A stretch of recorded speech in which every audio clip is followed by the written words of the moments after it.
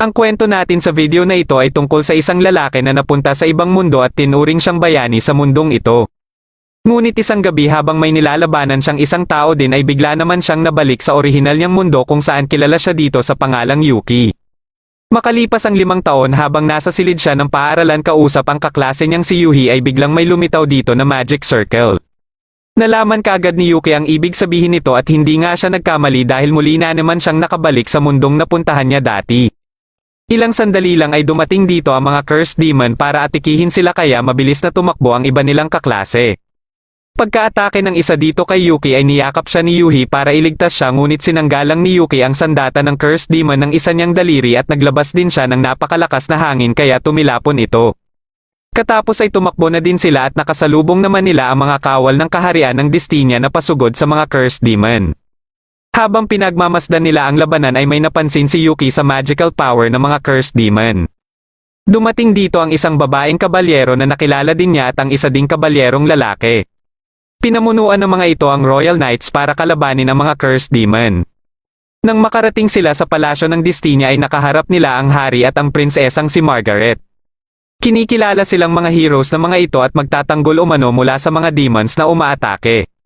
Inihalin tulad ng mga ito ang nangyari 5 taon na ang nakakaraan kung saan may mga heroes din ang dumating dito para iligtas ang kaharian. Dahil wala naman silang kaalam-alam sa pakikipaglaban maliban kay Yuki ay sinimulan kaagad silang sanayin sa paghawak ng espada at sa mahika. Hindi na ito inintindi pa ni Yuki kaya napansin siya ng babaeng kabalyero na tinawag niyang Elka. Pinapabalik siya ni Elka sa pagsasanay dahil kung hindi ay mapipilitan na umano siyang gamitan siya ng dahas. Dahil dito ay hinamon niya si Elka na subukan ito sa kanya. Pagka-atake ni Elka ay madali lang niya itong naiwasan at nang hinampas niya ito ay dito na siya nito nakilala. Napaluhod ito sa kanya habang tinatawag siyang Setsu na siyang orihinal niyang pangalan. Katapos ay ginawa niya itong upuan at dumating din dito ang lalaking kabalyero na si Glynn. Dahil sa kalagayan ni Elka ay hindi na masyadong nagduda pa si Glynn na siya nga ang kilala nilang Setsu kahit nag-iba na ang hitsura niya. Katapos ay pinuntahan naman nila si Thea na mabilis nakilala si Setsu dahil sa magical power umano nito. Napapaisip si Setsu tungkol sa mga cursed demon na napansin naman sa kanya nila Glynn at alam ni Thea na tungkol ito sa pakikipaglaban sa mga demons. Dahil dito ay tinanong na din nila Elka si Setsu kung bakit bigla na lang itong nawala. Hindi naman alam ni Setsu ang eksaktong dahilan habang inaalala ang pakikipaglaban niya kay Toma nung gabing iyon. Ang sigurado lang siya ay napanatili niya ang kanyang memorya at kapangyarihan nang makabalik siya sa orihinal niyang mundo. Natanong naman niya sa mga ito ang nangyari kay Toma matapos ang labanan dahil sigurado siyang may kinalaman ito sa mga cursed demon. Ayon naman sa mga ito ay hinanap din nila si Toma katulad ng paghahanap nila sa kanya ngunit hindi nila ito nakita. Ipinatawag naman ng hari si Glynn para sa pagpupulong tungkol sa digmaan. Napagpasyahan ng hari at ni Margaret na salakayin na ang mga demons. Sinubukan ni Glynn na pigilan ito dahil hindi pa umano nakakabalik ang ipinadala nilang sugo para sana sa usapang kapayapaan ngunit hindi siya pinakinggan ng mga ito. Habang nagsasanay si Yuhi ay nakita siya ni Setsu kaya nilapitan niya ito. Nakikita ni Setsu na may talento si Yuhi sa mahika ngunit napapatanong naman si Yuhi kung bakit kailangan nila itong gawin at bakit may digmaan na nagaganap. Pero sa kabilang banda ay inisip na lang din ni Yuhi na gagamitin niya ang talento niya para protektahan si Setsu. Kinagabihan ay nakausap muli ni Setsu sila Elka at sinabi ni Glynn sa kanya ang plano ng hari. Dahil dito ay nagpasya si Setsu na lalabas siya ng kaharian para pigilan ang nalalapit na naman na digmaan. Balak din sana ng 3 na samahan siya ngunit sinabihan niya ang mga ito na siya lang ang gagawa sa pagkakataon na ito. Ito ay para maprotektahan umano ng 3 ang kaharian mula sa posibleng pag-atake ng mga alagad ni Toma. Kinabukasan ay nagtulong-tulong sila para makuha ni Setsu ang kanyang mga gamit. Napansin naman ni Yuhi si Setsu habang kasama nito ang iba nilang kaklase. Matagumpay na nakuha ni Setsu ang sandata niyang si Kuromaru. Ngunit dahil nagkakagulo na ang mga kawal dahil sa itinago nilang kawal na binugbog ni Elka ay gumawa ng paraan sila Glynn para makalabas si Setsu ng kaharian. Nang magpapaalam na si Setsu kay Elka ay dumating naman dito si Yuhi. Nilapitan nito si Setsu kaya sinabi na ni Setsu kay Yuhi na ito na ang pangalawang beses na napunta siya sa mundong ito. At para mapigilan ang magaganap na digmaan ay may kakatagpuin lang siyang dating kakilala niya. Bago siya umalis ay pinapikit muna siya ni Yuhi at gumamit ito ng Fire and Wind Magic para gupitin ang buhok niya. Katapos nito ay nagsimula na siyang maglakbay. Ipinakita dito ang isang pangyayari ilang taon na ang nakakaraan nang magpunta si Setsu sa isang kilalang jeweler para bumili ng brooch. Sa una ay ayaw pumayag ng jeweler na pagbilhan siya dahil hindi niya umano nakikita ang tunay na halaga ng mga gawa nito. Pagkalabas ng apo nito na si Ruri ay dito na naglatag ng mga ginto si Setsu dahilan para pumayag kaagad ito na ibenta ang brooch. Makalipas ang ilang taon bago pumanaw ang jeweler ay nakiusap ito kay Ruri na ihatid ang brooch kay Disaster Sir Ino sa Demonic Continent. Kaya nang pumanaw na ito ay kaagad na umalis si Ruri para tuparin ang pangako niya sa kanyang lolo. Habang nasa daan na siya papuntang Port Town ay biglang napahinto ang kanyang kabayo. Ito pala ay dahil sa halimaw na kaagad inatake ang kanyang karwahe. Matapos niyang pulutin ang brooch at isilid sa kanyang bag ay nakaharap naman niya ang halimaw. Aatake na sana ito sa kanya at buti na lang ay saktong napadaan dito si Setsu na mabilis lang itong niligpit. Nang tinutulungan na siyang itayo ni Setsu ay naalala niya ang lalaking nagpunta sa kanilang shop na bumili ng brooch. Nakiusap siya kay Setsu na maging bantay niya papuntang Port Town at dahil naaawa si Setsu ay pumayag na lang din ito. Kinaumagahan ay nakarating na sila sa Port Town sa Marsen. Ngunit hindi akalain ni Ruri na wala palang barko ang kasalukuyang bumabiyahe papuntang Demonic Continent dahil sa kasalukuyang nagaganap na digmaan. Lahat na ay pinakiusapan niya ngunit wala sa mga ito ang pumayag. Habang patuloy ang kanyang paghahanap ay nilapitan siya ng tatlong lalaki na nagpakilalang mga kawal ng Destinia. Gusto ng mga ito na makita ang nilalaman ng kanyang bag at dahil tumanggi siya sa mga ito ay pipwersahin na sana itong kunin sa kanya kaya nakialam na dito si Setsu. Makikipaglaban na sana ang mga ito kay Setsu nang mapansin sila ng mga tao kaya napilitan na lang ang mga ito na umalis. Makalipas ang ilang oras na paghahanap ng barko ay wala pa ding makita si Ruri dahilan para mapaisip na ito na bumili na ng barko. Dahil dito ay sinabi na ni Setsu ang kanyang naiisip na plano at magsasabay na lang sila dahil papunta din naman siya sa Demonic Continent. Ngunit ito ay may kondisyon na dapat magpahinga muna si Ruri sa inn dahil alam ni Setsu na pagod na ito. Kinagabihan habang nasa inn na sila ay ipinakita ni Ruri kay Setsu ang brooch na nakilala din kaagad ni Setsu.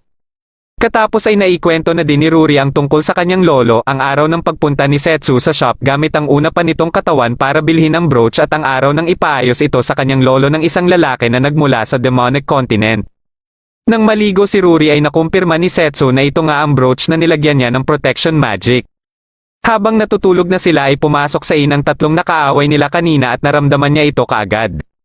Nang mapunta ito sa kanilang silid ay kinarga niya si Ruri at mabilis silang lumabas ng inn para tumungo sa pantalan. Pagkadating nila sa pantalan ay nakarating din kaagad dito ang mga humahabol sa kanila. Muling kinarga ni Setsu si Ruri at tumalon sila sabay tinawag ni Setsu ang God of Ocean na si Leviathan o Livia at ito ang sinakyan nila papuntang Demonic Continent. Habang ang tatlong humahabol sa kanila ay natulala na lang. Makalipas lang ang ilang oras ay natanaw na nila ang Demonic Continent. Pagkadating nila dito ay nakipaglaban naman si Livia sa malaking pusit. Katapos ay ipinakilala na ito ni Setsu kay Ruri sa anyong tao nito. Bago sila magpatuloy ay kumain muna sila ng calamares mula sa malaking pusit na niligpit ni Livia. Nasa di kalayuan lang nila ang demonic fishing village ng Volsey at sa kabilang bundok naman makikita ang Evil Barrow na siyang kastilyo ng Demon Lord. Nagulat naman si Ruri nang malaman niya na ang hinahanap pala niya na si Disaster Sir Ino ay ang kasalukuyang Demon Lord. Ilang sandali lang ay may lumapit sa kanila na tatlong batang demon. Matapos makatikim ng mga ito ng calamares ay nasarapan ang mga ito kaya napilitan si Setsu na dalhin ang malaking pusit sa nayon ng Volsey. Hindi naman alam ng mga taga-nayon na niligpit na ang pinuproblema nilang malaking pusit na siyang nagiging dahilan bakit hindi sila makapangisda. Kaya pagkadating dito nila Setsu ay nagulat na lang sila nang makita ang malaking pusit. Dahil dito ay nagkaroon ng salo-salo ang nayon at habang pinagsisilbihan ng mga demon si Livia ay ginawa namang tagaluto ng calamares si Setsu. Makalipas ang ilang minuto ay bumaba si Livia at nag-usap sila ni Ruri. Naikwento ni Livia kung paano sila nagkakilala ni Setsu at dito lang din nalaman ni Ruri na ang hero na Setsu pala ang ginawa niyang tagabantay niya. Kaya dito niya na napagtanto kung bakit kilala nito sila Dazes at Livia. Nakita naman ng pinuno ng personal guard ni Dazes ang nangyayari sa nayon at akala niya ay nasusunog ito. Kaya dali-dali niya itong pinuntahan dahil baka inaatake ito ng mga tao ngunit nagulat na lang siya na may salo-salo lang palang nagaganap. Nang makausap na nito sila Livia at Setsu ay dito na ito nakiusap na iligtas ang Demon Lord. Ito pala ay dahil nalalapit ng ikasal si Dazes sa nagngangalang Terren. Alam ni Vlad na may masama itong balak dahil imbis na singsing ang dala nito ay isang kwentas na may makapangyarihang sumpa ang dinala nito. Nabanggit din ni Vlad ang pagsalakay ng mga tao dito na ikinagulat ni Setsu dahil ang sabi ng mga tao ay mga demon ang unang umatake. Dagdag pa ni Vlad na dahil sa pag-aatubili ni Desus na pumasok sa digmaan ay sinamantala ito ni Teren para sabihin kay Desus na kaya umano nito na mapahinto ang digmaan. Nainis naman si Setsu kay Vlad dahil parang walang ginagawa ang mga ito para protektahan si Desus na kaagad namang itinanggi ni Vlad. Kaya sinabi na ni Livia kay Setsu na dahil umano ito sa pangako ni Desus sa kanya na panatilihin ang kapayapaan. Dahil dito ay natahimik si Setsu ngunit dagdag ni Livia ay hindi pa din nila papabayaan si Desus. Kaagad silang naghanda para pumunta ng kastilyo at binigyan na din sila ng mga impormasyon ni Vlad sa mga dapat nilang aasahan pagdating dito. Habang nasa daan na sila patungo ng kastilyo ay madaming mga halimaw din ang mga nakakalaban nila. Natanong ni Livia kung ano ang eksaktong plano ni Setsu pagkadating nila ng kastilyo. Dito na sinabi ni Setsu ang hinala niya na may kinalaman si Teren sa pag-set up para magkaroon ng digmaan sa pagitan ng mga tao at demon. Ito ay dahil parehong iniisip ng magkabilang panig na inunahan sila ng atake. Sa ngayon ay hindi pa sigurado ang mastermind nito ngunit siguradong may alam dito si Teren. Ipinakita dito ang panahong naglaban sila Setsu at Desus at ang simula na din ng kapayapaan sa pagitan ng mga tao at demon. At bilang tanda ng kanilang kasunduan ay ibinigay ni Setsu ang brooch kay Desus. Makalipas ang ilang araw ay nakatanggap na lang sila ng balita na nawawala na si Setsu. Ngunit gayon pa man ay ipagpapatuloy pa din ni Desus ang pangako nito kay Setsu na kapayapaan. Habang naglalakad sila sa merkado ay bigla na lang nabiyak ang brooch kaya dinala ito ni Vlad sa lolo ni Ruri para ipaayos. Makalipas ang 5 taon ay nakatanggap na lang sila ng balita sa pagsalakay ng mga tao. May kutob si Desus na may hindi tama dito kaya inatasan niya sila Zian at Lamenen na pumunta ng Destinia para alamin ang totoo. Dito na nakipagkita si Teren para alukin si Desus at daladala din ito ang kwentas na may sumpa. Dahil wala nang naiisip pang ibang paraan si Desus para mapanatili ang pinangako niyang kapayapaan kay Setsu ay pumayag na lang ito. Pagkaalis ni Teren ay nakausap nito ang kasabwat nito na siyang alagad sa may utak na sakupin ang demonic continent. Habang papalapit na sila Setsu sa kastilyo ay kasalukuyan na palang nagaganap ang kasal nila Desus at Teren. Nang isusuot na ni Teren ang kwentas na may sumpa ay biglang may sumabog